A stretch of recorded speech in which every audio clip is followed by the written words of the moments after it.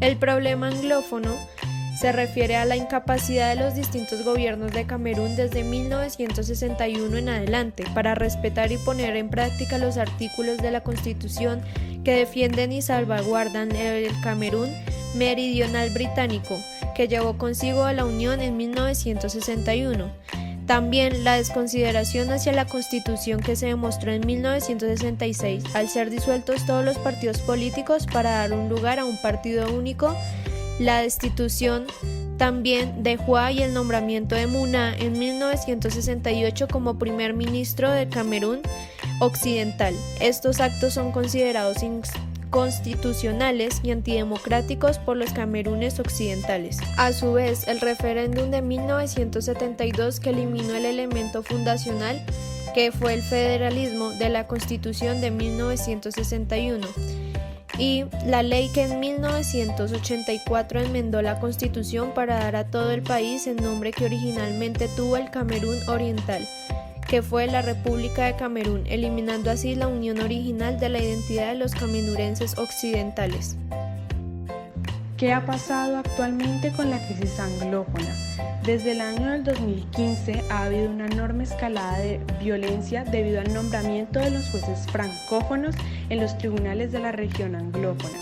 Para finales del año 2016, numerosas personas como abogados, profesores y estudiantes lanzaron huelgas y protestas pacíficas. Las fuerzas de seguridad respondieron de manera violenta ante estas manifestaciones pacíficas, asesinando a cientos de personas y encarcelándolos. Desde el año 2017 surgieron numerosos grupos armados que abogan por la independencia de Ambazonia. Estos grupos han conseguido repeler los ataques del ejército camerunés, incluidas las fuerzas estadounidenses. El gobierno camerunés calificó a todos los grupos como terroristas y les declaró la guerra. Para el año del 2019, el primer presidente de la República Federal de Ambazonia fue apartado de su cargo debido a que fue acusado de llevar a cabo actos que ponen en peligro la revolución y por crear divisiones y conflictos en la región.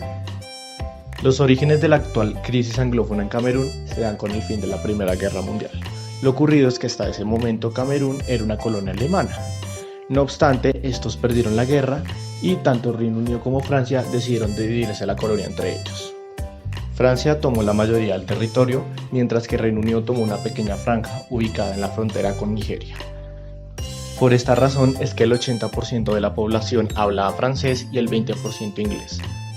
Esta situación se mantuvo así hasta el final de la Segunda Guerra Mundial, con el nacimiento de los movimientos de descolonización. Estos movimientos hicieron presión en todo el mundo para que los países ocupantes dejaran las colonias atrás. Esto eventualmente tuvo sus frutos y la ONU comenzó a presionar tanto a Reino Unido como Francia para que dejaran atrás a sus colonias. Camerún Meridional no fue una excepción y en este mismo también iba a ganar su independencia. No obstante, lo ocurrido fue que el Reino Unido comenzó a hacer lobby en la ONU para decir que el territorio no era viable económicamente y que debía ser repartido entre Nigeria y Francia.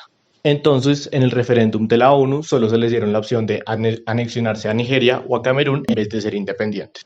Eventualmente las zonas del norte decidieron irse con Nigeria y las zonas del sur con Camerún.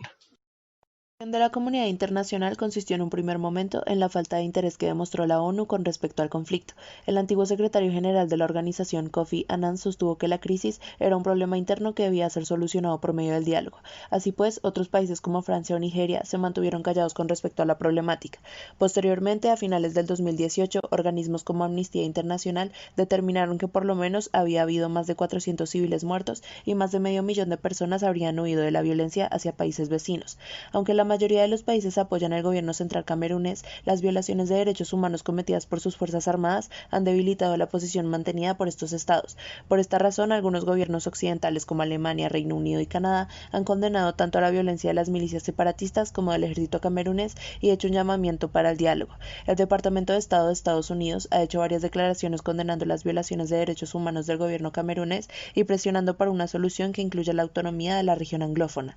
Por su parte, la Unión Africana ha mantenido también cierta distancia y no ha querido involucrarse en el conflicto. Tan solo ha hecho un llamamiento al diálogo, pero defendiendo la integridad territorial de Camerún. Por último, Nigeria, país vecino de Camerún, está teniendo un papel muy relevante y podría ser clave para la solución del conflicto. Lanzó la operación Delta Safe 3 en el estado de Cross River para luchar contra el tráfico de armas y prevenir el flujo de combatientes nigerianos hacia Camerún. A finales de junio de 2019 se confirmó que el gobierno suizo estaba mediando entre ambas partes en colaboración con el reputado Centro para el Diálogo Humanitario para desarrollar unas negociaciones de paz que pongan fin al conflicto armado.